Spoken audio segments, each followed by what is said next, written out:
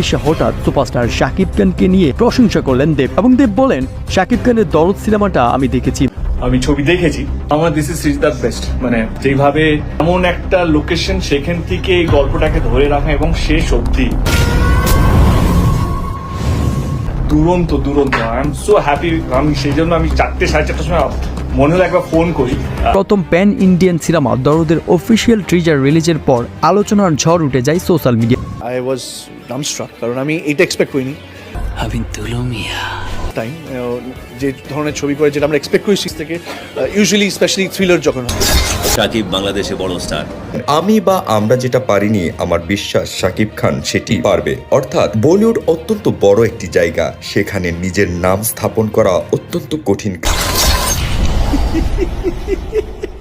আমি জীবনে এটার মতো কোনো ছবি করতে পারিনি। এখন যদি গভর্নমেন্টের লোক যদি অরিজিনাল